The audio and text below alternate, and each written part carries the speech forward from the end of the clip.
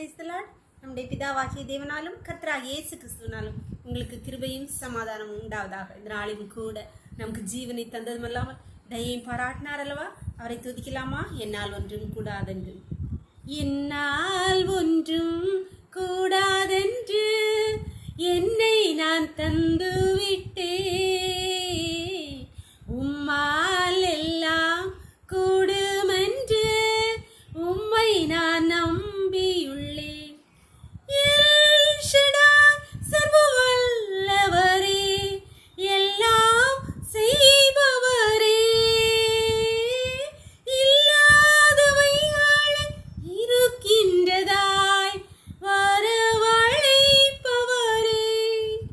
ஆபிரகாமுக்கு செய்தவர் எனக்கும் செய்ய வல்லவர், ஆபிரகாமுக்கு செய்தவர் எனக்கும் செய்ய வல்லவர்.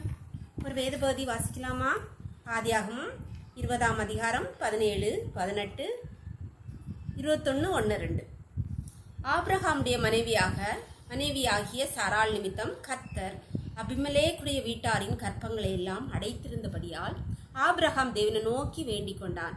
அப்பொழுது தேவன் அபிமெலேக்கையும் அவன் மனைவியையும் அவன் வேலைக்காரிகளையும் குணமாக்கி பிள்ளை பெறும்படி அனுக்கிரகம் பண்ணினார்.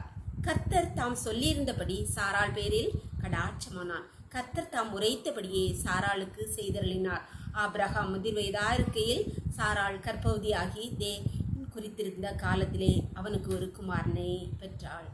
அப்பொழுது ஆபிரகாம் தனக்கு சாராள் பெற்ற குமாரனுக்கு ஈசாக்கு என்று பெயரிட்டான்.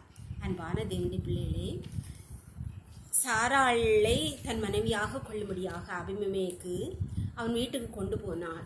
அது நிமித்தம் அவன் உண்மை தெரிஞ்ச போது சாராளை கடிந்து கொண்டு அவளுக்கு வெள்ளிக்காசு எல்லாம் கொடுத்து அனுப்பிவிடுறார்.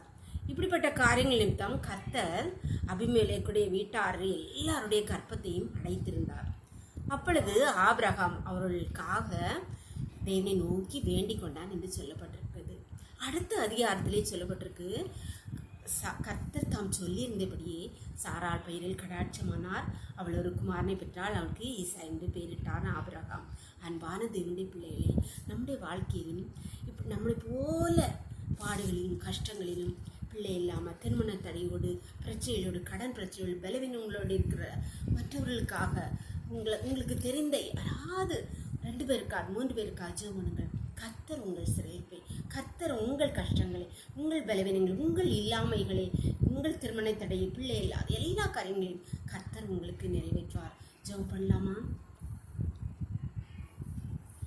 எங்களை நேசிக்கிறீங்களா அன்பின் பரலோகத்தின் தகப்பனே, நன்றியப்பா நன்றியப்பா. நாளை கூட எங்களுக்கு ஈவாய் தந்தீங்களேப்பா. இந்த நாளிலும் ஒவ்வொருவருக்கும் உடைய கிருபையை தந்தீங்களேப்பா. உடைய கரம் எங்களோடு கூட இருந்ததப்பா. இந்த நேரத்திலும் கத்தாவே அடியாளோடு இணைந்திருக்க ஒவ்வொரு பிள்ளைகளையும் உம்முடைய கருத்திலே தருகிறோமப்பா. உம்முடைய பிள்ளைகள் ஒவ்வொருவருக்கும் ஒவ்வொரு தேவையில் இருக்கிறோமப்பா. திருமண தடை அப்பா, பிள்ளை இல்லாத பிரச்சனைகள், இல்லாமைகள், கடன் பிரச்சனைகள், வீடு இல்லாமை, அநேகம் பிரச்சனைகள் அப்பா.